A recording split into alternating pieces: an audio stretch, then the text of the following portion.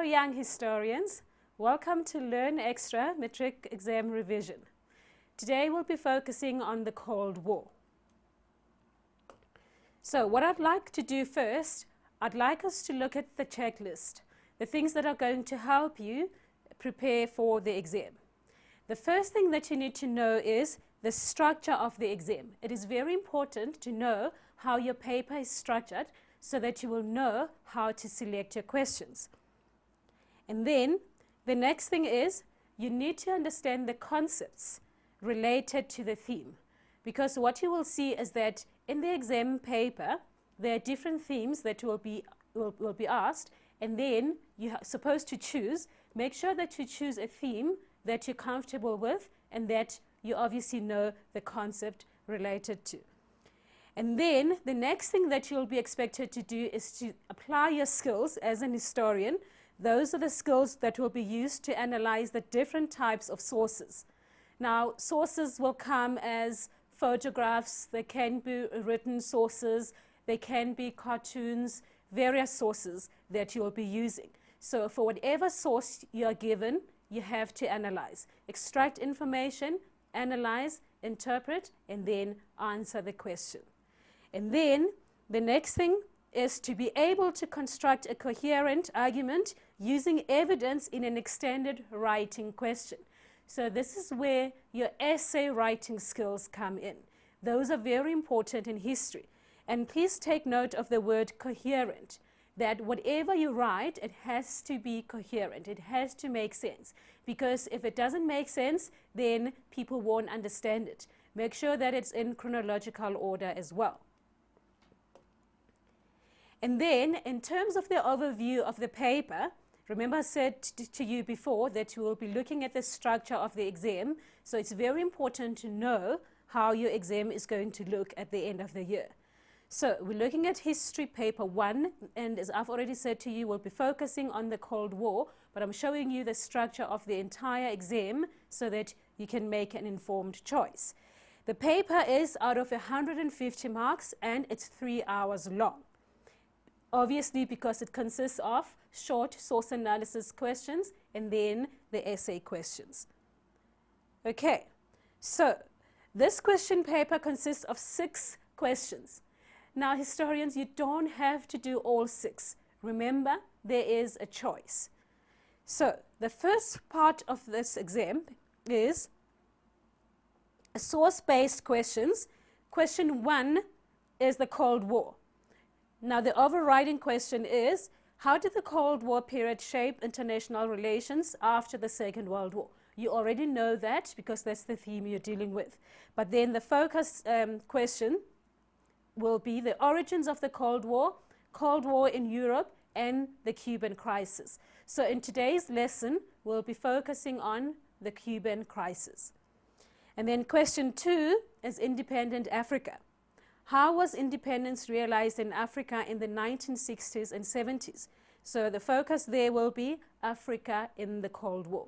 So you get to choose either the Cold War or independent Africa. Again, please make sure you don't do both.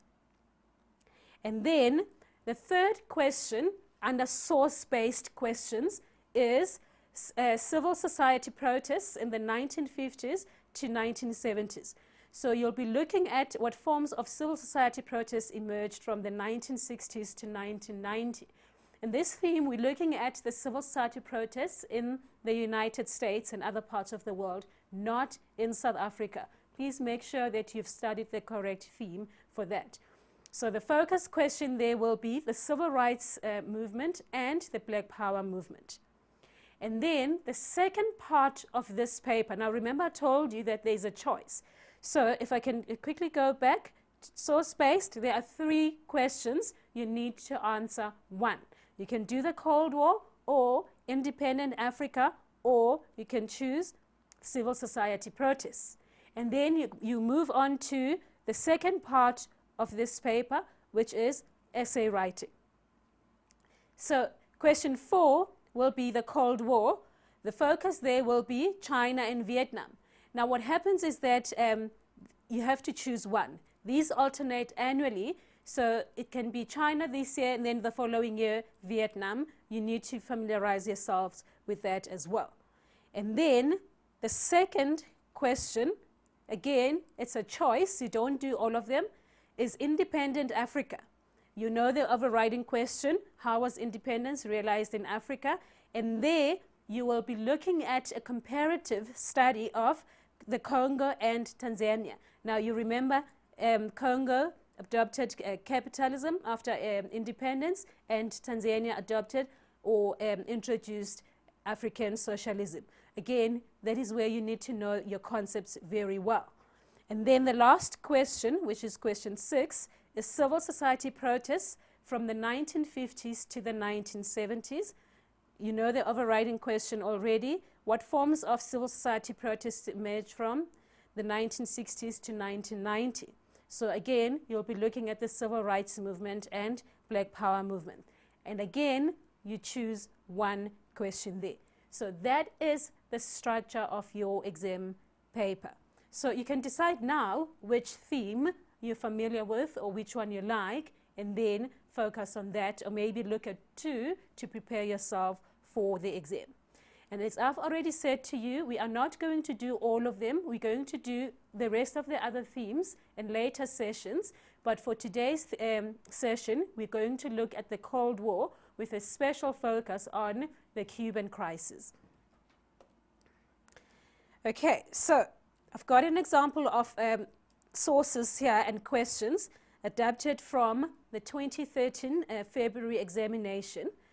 And the instruction reads, this source consists of a written and a visual source. Now, I'd like to quickly underline these two. It's a written and a visual source. Okay, now that is very important because you need to be aware that even though there are different types of sources, they are based on the same thing. So you need to find things in the written source that correlate with what you see in the visual source. Again, you don't need to panic because the questions are going to guide you. Okay, now the instruction further reads, this is the sources are about the relationship between the USSR and Cuba before the Cuban Missile Crisis. So even before you read these sources and you look at the visual source, you already know that these sources are going to be about the relationship between the USSR and Cuba before the Cuban Missile Crisis. And that will help you, that information will help you understand the sources so that when you analyze them, you know exactly what is going on. Now we're going to start with the written source. So again, you need to read the caption. Reading captions is very, very important in history because the captions tell you what the source is about, so that when you go to reading the question, the source, you know exactly what it's about. So let's read the caption for the written source. This extract focuses on the relationship that Cuba had with the USA and the USSR. Now, I'm not going to read the entire source with you, okay? I just want you to see, okay, this is how long it is. It's going to have information that will be used to answer the question, okay? It's about that relationship between the two. And then at the end, it does give you a source where it comes from. So it's from the Cuban Missile Crisis to the Brink of War by Paul J. Byrne. Now, historians don't stress about that. That is not the information at the bottom of the source. That is not the information. I'm just going to underline it so that you can all see what I'm talking about. Okay? This is not the information that you will be using when you are analyzing your sources. Because later on you might be asked questions like, is this a biased source? Or who wrote the source? Please don't say that this source was written by Paul J. Byrne, because it was not. This same source, the written source, can be found in different textbooks. This is just the textbook that the examiner got this particular source from, but it can be found in any other source as well. So what is important for you that is going to help you answer the question is again, this caption here. That information is very important, and that is what you need to take note of. Okay, so that is the written source. As I said to you, we're not going to read it together because it is long. Now I'm going to show you a visual source that goes with that. Oh, sorry, before I show you the visual source, let's look at the questions based on that written source, and then we'll go and look at the visual source. Question 1. How did Raul Castro and Che Guevara influence Cuba's foreign policy? And you can see in brackets it tells you that you have to focus on the written source. So in other words, the answer to this question is found in the written source. Make sure that you don't go and use the visual source to answer this question. Okay, so even though we have not read the source together, let's just see the answer to this question. Influenced Cuba to develop closer ties with Russia. Influenced Cuba regarding policies related to communism. Those are possible answers that are found in the source. Now, another very, very important thing you need to take note of is the mark allocation, because that tells you how much information you need to give. Okay, I'm just going to quickly circle the mark allocation here.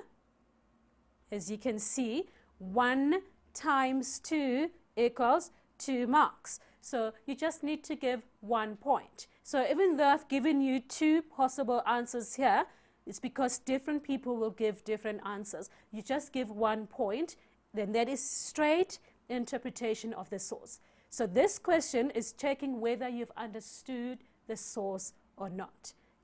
Don't try to give something that is very complicated or your own knowledge of the event and all that. That will come at a later stage.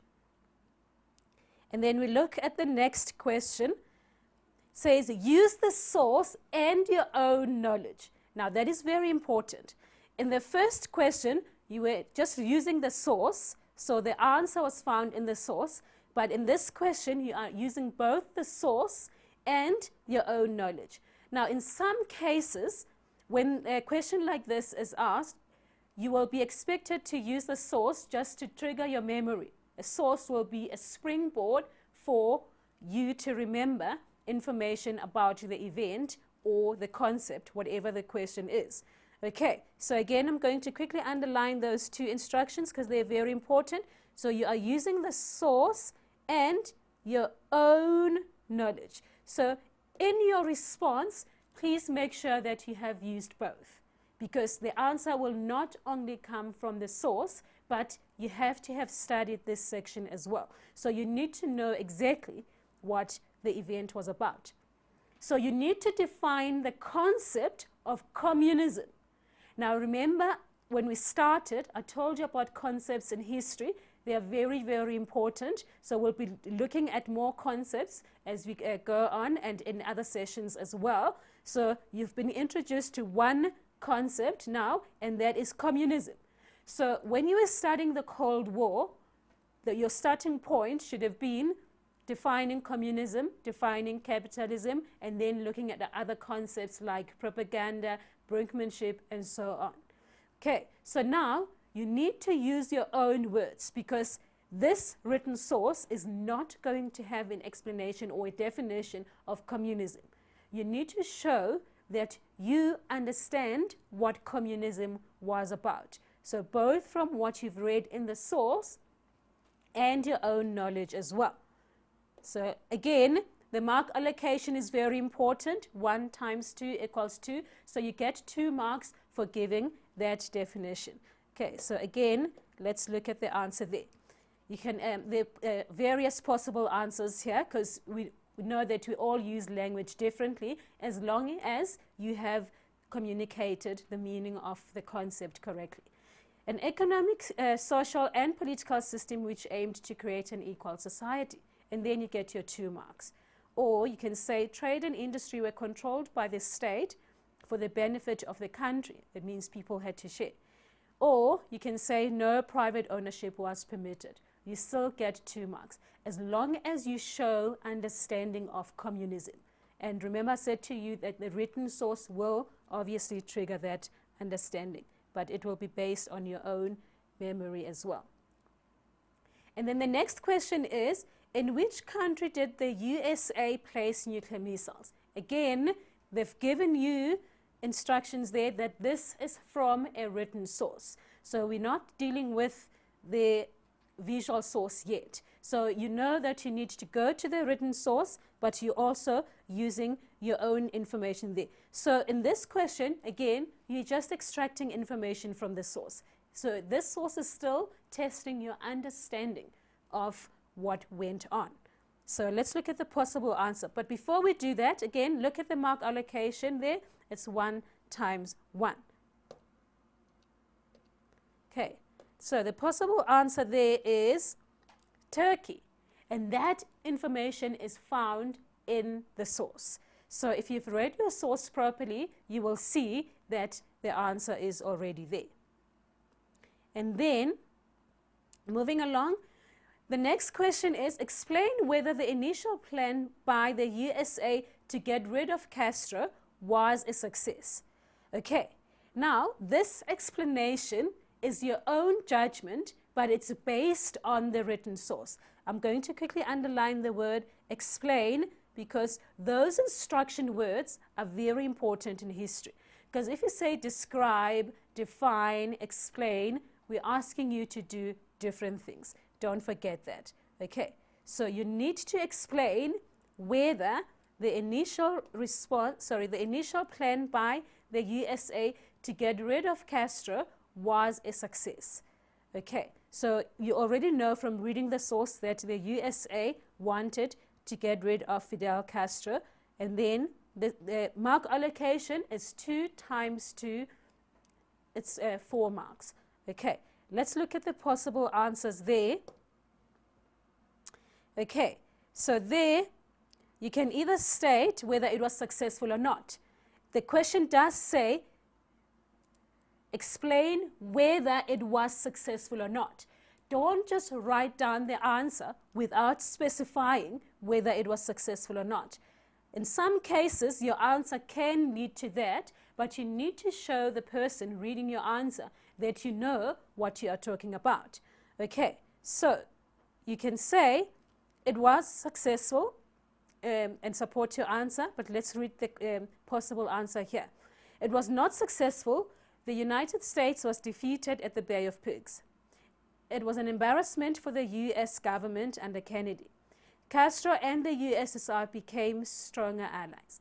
And then, if you look at the marking guidelines, obviously these will not be available to you when you write the exam. They are there for the markers, but they do allow for other possible answers. It says any other relevant response. So in other words, as long as your response makes sense.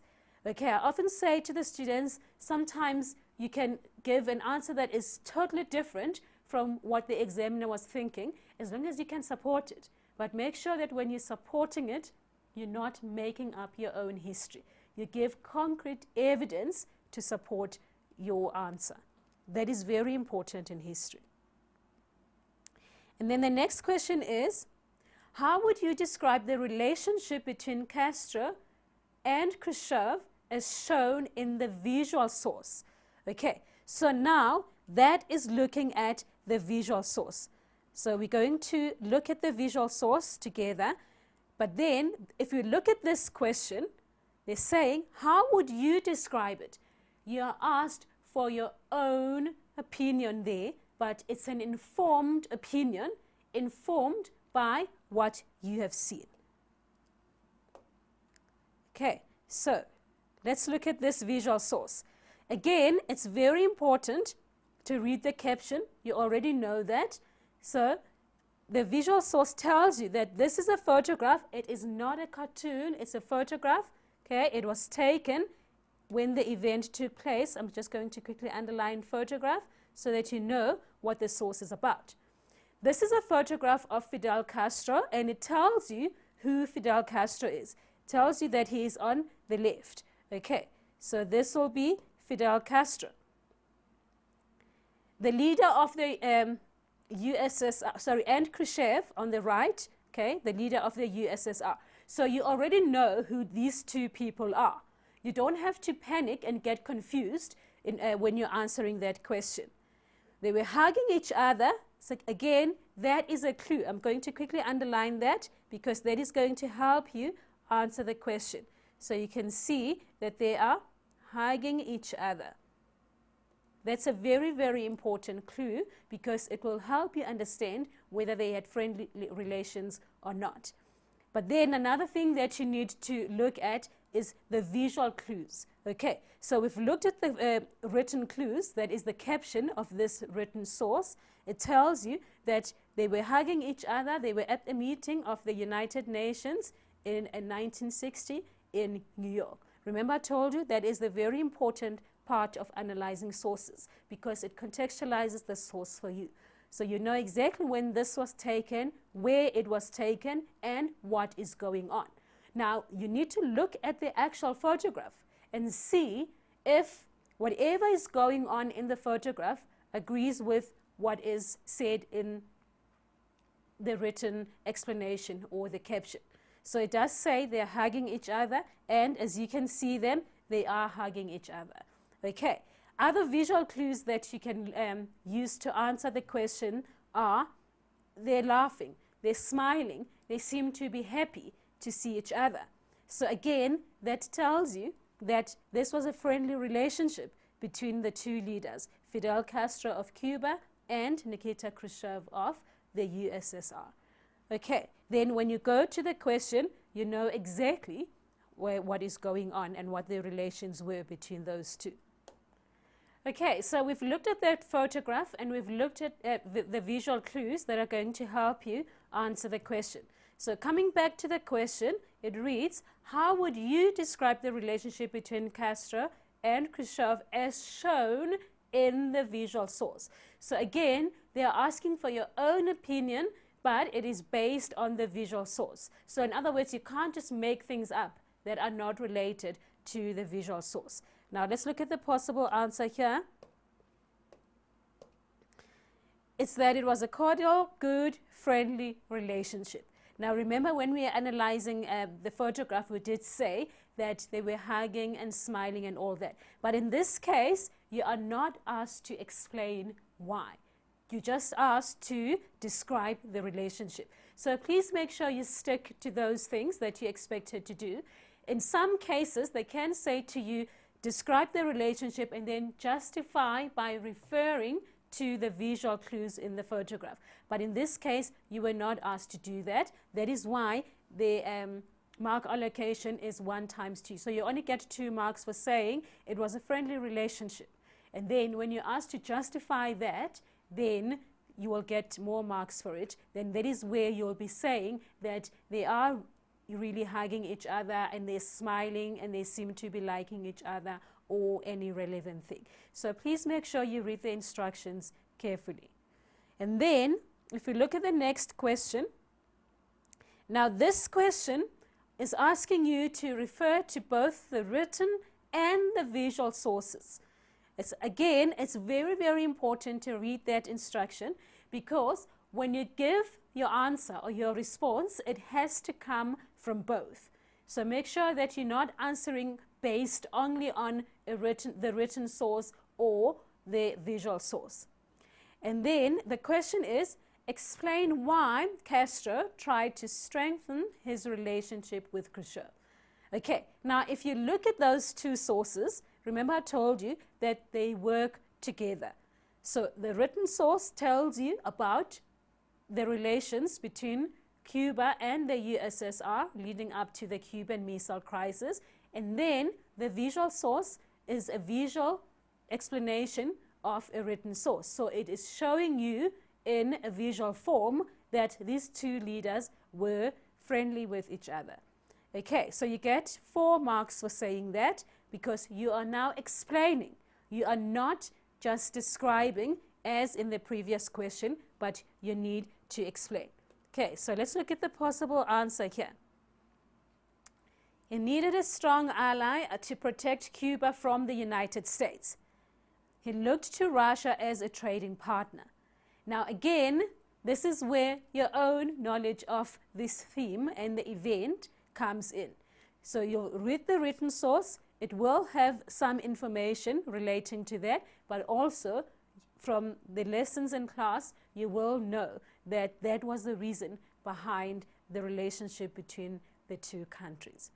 Okay, so what we've done, we've looked at the written and the visual source, and we've looked at the questions where you were expected to understand. So they were looking at comprehension, extract information from the source, and then make your own judgments, not in a sophisticated way, but still using information from the sources. So what we're going to do now, we're going to have a short break, and then when we come back, we are going to look at how you analyze a cartoon.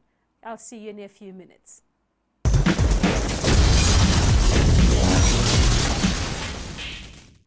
Welcome back. So in this segment, we are going to look at how you analyze a cartoon. So just like the other sources we've been looking at before the break, you need to read the caption. It is there for a reason, and it is there to guide you. So historians, it's very, very important to read that caption. So let's quickly read it together. It says that this cartoon by Herblock appeared in the Washington Post on 1 November 1962. So already you can see the clues there. It tells you that it was in 1962, and you will know when the Cuban Missile Crisis was. And this is the information that is going to help you answer questions later on. And then it goes on to say this was shortly after the Cuban Missile Crisis. So the examiner or the historian has contextualized this cartoon for you, so that when you go to it and you look for clues, you already know what the cartoon is about. And then it tells you what you can see in the cartoon. It says it shows John F. Kennedy on the left and Nikita Khrushchev on the right trying to contain a nuclear war. Okay, so now let's see if that is true. So they've made things very, very easy for you. They've told you exactly what is going on in the cartoon. Now you need to look at it to see if that is going on. So again, I'm just going to circle these figures so that you can see them. So the caption has already told you that this is JFK of the United States, and this is Nikita Khrushchev of the USSR. And then another thing that is a clue here is that in the box here, you've got the words written, nuclear war. Now, if you go back to the caption, it does say that they were trying to contain the nuclear war. Now, how do you know from analyzing this cartoon that they were both trying to contain it? Because they've got their hands on the lid of this box, making sure that the nuclear war does not take place. Now, when you're analyzing a cartoon is different from a photograph. It's very, very important to note that in a cartoon, every little detail is there for a reason. It is there to send a specific message. Because before a cartoonist drew a cartoon, they wanted to send you a message. They knew exactly what they wanted to say to you, or the message they wanted to convey, so they're going to use specific visuals to convey that message. It's not like a photograph, where even though the photograph shows the event, but it captures the moment. So that if this was a photograph, for argument's sake, and it was showing these two leaders, and behind them there were other leaders who had nothing to do with the Cuban Missile Crisis, but they just happened to be there, and the photographer could not remove them, then they would appear there. That is what you need to know. But something like that will not happen in a cartoon, because a cartoonist has decided what he wants to include in a cartoon. So don't think that if there is something as small as, or that you think is as insignificant as maybe this smoke coming out of the cartoon, that that is not important. It is important because it is there to convey the message. The cartoonist wants to tell us something about the Cuban Missile Crisis, and he is using all those details to help you understand what was going on. And then another thing that most cartoons will have, not all of them, is that they will have their own captions as well, or their own writing. So if you look at this one, it says here, let's get a lock for this thing. So you already know from reading the caption that they were trying to contain a nuclear war, okay? And then you read the cartoon itself, they're saying, let's get a lock for this thing. So that is how they were trying to contain it. So in other words, they did not want a nuclear war to take place. So if you look at that cartoon, it's well explained and it's well structured. Now let's look at the question. The first question is, what messages does the cartoonist convey? Now remember, I told you that when you're analyzing a cartoon, you must always bear in mind that the cartoonist drew the cartoon because they wanted to tell us something.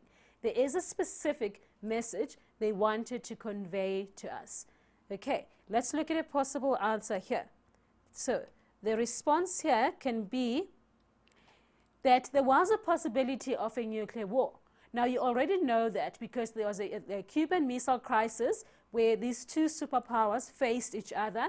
So it was possible that a nuclear war was going to take place, but then they were trying to contain it, as the caption said. The cartoon shows the desperation of Kennedy and Khrushchev to stop the outbreak of the nuclear war. That is also straightforward because it's contained in the caption of the cartoon and the cartoon itself, where they were both saying we need to get a lock for this thing. In other words, we need to make sure that the nuclear war does not come out.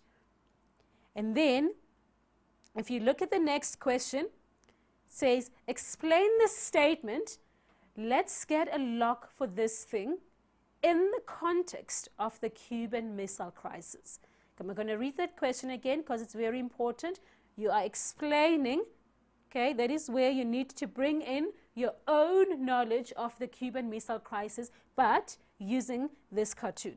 So explain the statement. We've already looked at the statement where they were saying, let's get a lock for this thing. They're trying to contain the nuclear war. They don't want it to come out of the box.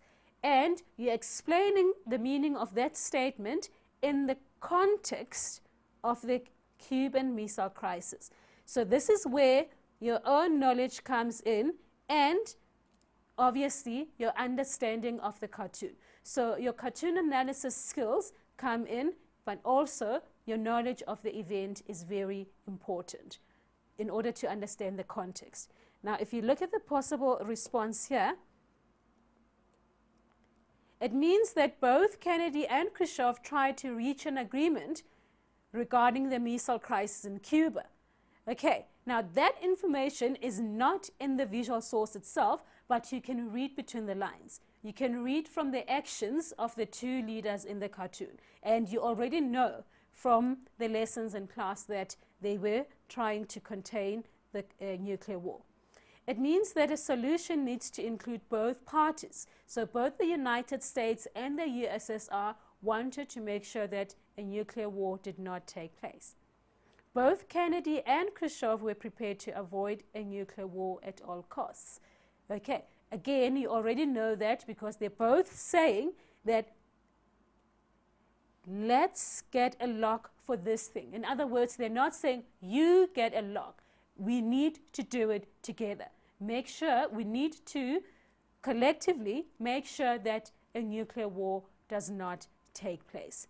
So you need to look for all those details when you're analyzing a cartoon, so that when you get to answering questions, then it becomes very easy.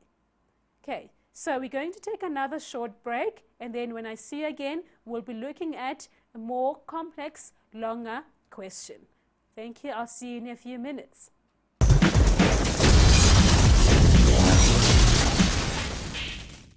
Welcome back.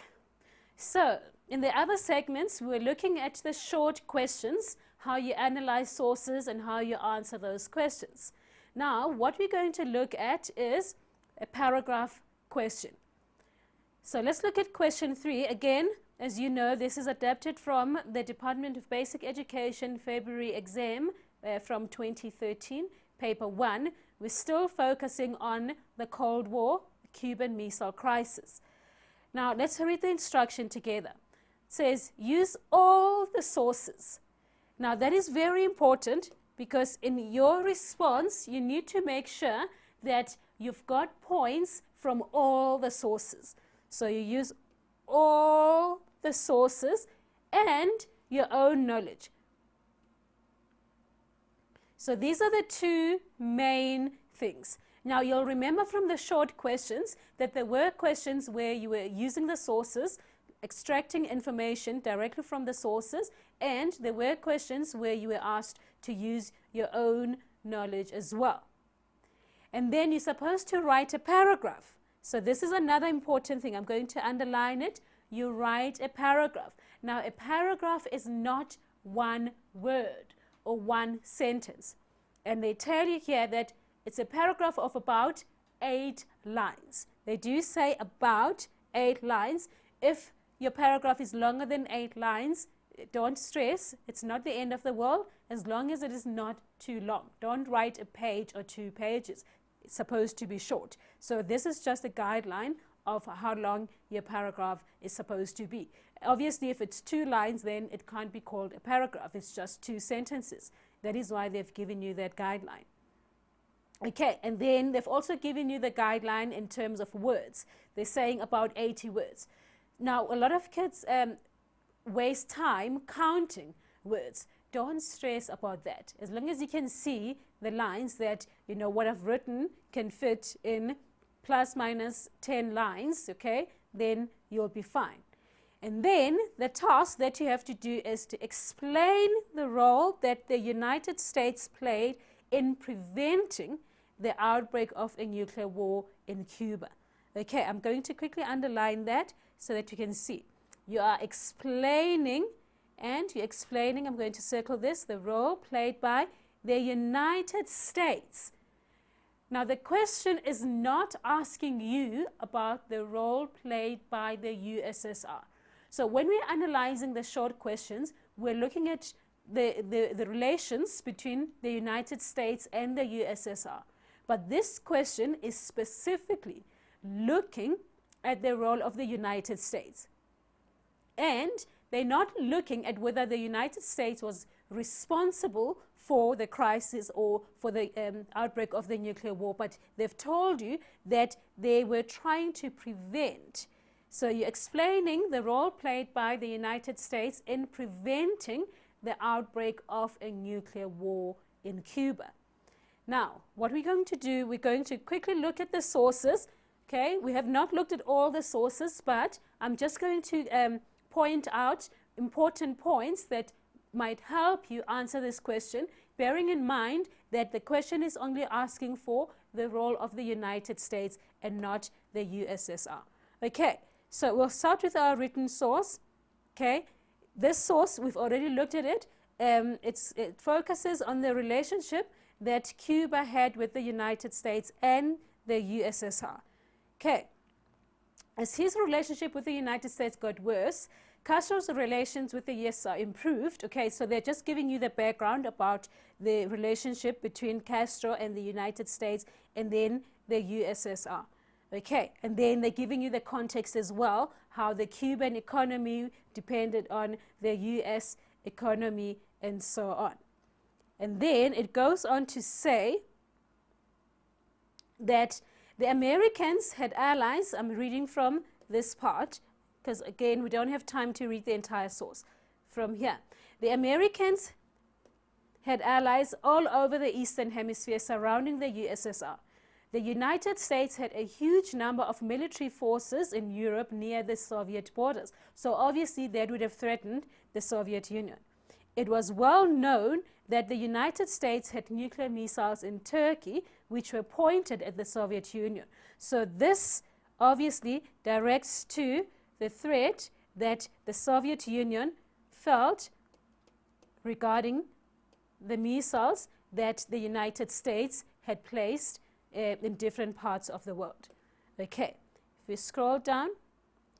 Now, by the time JFK became president at the beginning of 1961, the Americans were already working on ways to get rid of Castro. We already know why. Okay, this plan ended in a disaster with the failed invasion at the Bay of Pigs in 1961. We've looked at that as well. Castro and his men quickly defeated the army, and the failure was a huge embarrassment for the Kennedy administration. Now, that is a clue. That is something you can use to answer this question, because it does say here that the U.S. failed to overthrow Castro. They could not take over Cuba. Okay, and it also says their failed schemes, okay, only helped to solidify or harden Castro's alliance with the USSR. So again, that should tell you why the United States would try to prevent a nuclear war, because they had already tried and failed to overthrow Castro. Okay, and then let's look at the visual source that we've already looked at when we're looking at the short questions. Already you can see that the United States will feel threatened by this relationship between Cuba and the Soviet Union. Remember, this is the source that is showing Fidel Castro of Cuba hugging Nikita Khrushchev of the USSR. So again, you know that they would have threatened the United States. And then, if you go and look at the next source, the source consists of two extracts on actions of the USSR and the USA over the missiles in Cuba. Now, we didn't look at this source when we were looking at the short questions, but let's look at the things that might help you understand the role played by the United States. Okay, toward the end of August 1962, the CIA issued a secret report. That is an answer to your question, so you need to use that. So they issued a secret report on the activity in Cuba. And then it tells you what it noted. I'm not going to read all of that. And then it says Khrushchev had cleverly orchestrated his arms build-up in Cuba. So they're telling you about the role of Khrushchev. But then if we come back to the United States, we already know, you know this from your studying this section as well, that there was the Executive Committee of the National Security Council. Okay, so you need to look at the role played by this group of people. What did they do? Okay, so they carefully analyzed the results passed to them. Okay, so that is how they were trying to prevent the nuclear war. They carefully analyzed the results, because you'll remember that photographs of the installation of missiles in Cuba were taken by the United States, and then there was an emergency meeting of EXCOM where they analyzed all these things. So the US did not go straight into war with the Soviet Union over Cuba, but what they did was to have a meeting and they analyzed the reports. Okay, and then it goes on to say by 20 October 1962, a wide array of Soviet offensive weapons had been located. Most alarming was the discovery of nuclear warhead storage bunker. Unknown at the time was the status of the warheads. Okay, so it just carries on about the discoveries that the United States got from those photographs. The EXCOM chose to believe the worst, that nuclear warheads were there. Okay, and then you look at the next extract. Remember, the instruction did say that there were two extracts. It says this extract focuses on the USA's reaction to the USSR's placement of the missiles. Okay, now the first thing that JFK did was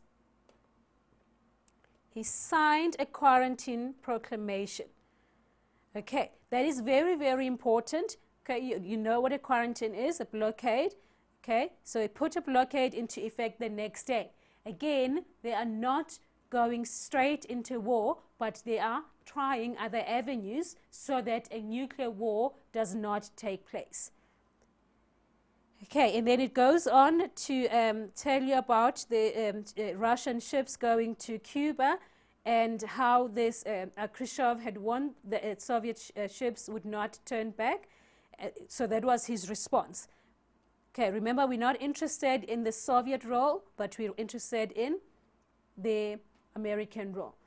President Kennedy and other U.S. government officials feared that a Soviet submarine might try to defend the incoming ships by taking action against American warships, and that this would lead to a larger confrontation. So again, it tells you that they did not want that confrontation. They feared the confrontation. So then they're going to try and prevent it. Now let's see if there's any more information this source tells you. Okay, now what happened was that they had monitored those, okay, more than half of the ships being monitored reverse course, including those suspected of having missiles and other weapons on board. Okay, again, it goes on about Khrushchev. After the suspect ships had turned around, the Secretary of State Rusk told other EXCOM members, "We're eyeball to eyeball," and I think the other fellow just blinked. So in other words, they're saying that they've got the upper hand.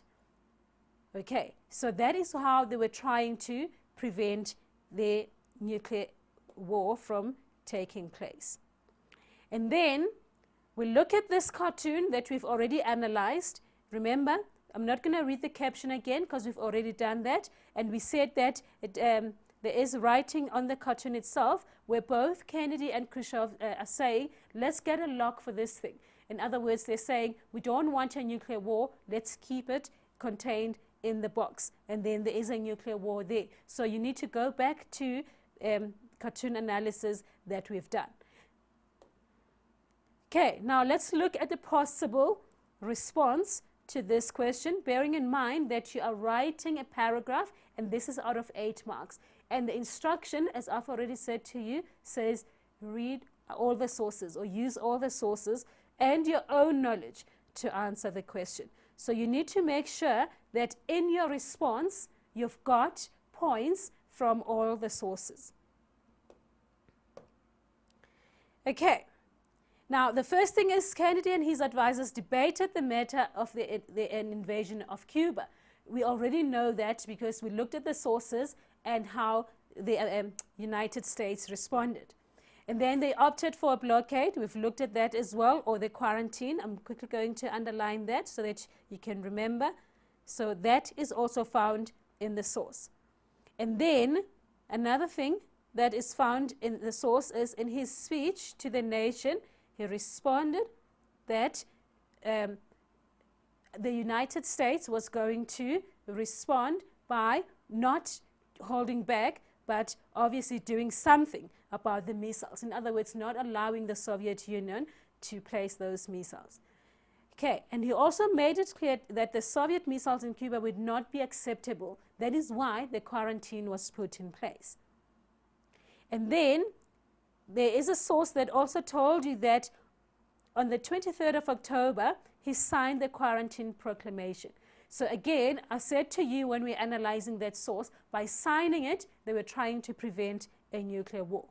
So another thing that you know from your own knowledge is that Kennedy and Khrushchev corresponded back and forth. So in other words, they were having a discussion about what was going on because they did not want to go to war against each other.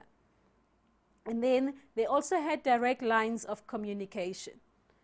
And as a result of that, on the 26th of October 1962, a non-Soviet ship was stopped and inspected to show the Soviets that the US was determined to stop and search ships. Okay, that is also found in the source.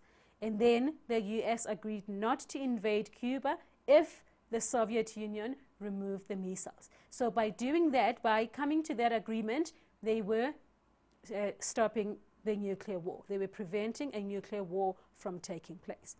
So even though in this response we did include the Soviet Union as well, the focus is on the response of the United States or the role played by the United States. The Soviet Union will come in, obviously, because they were having discussions with the United States.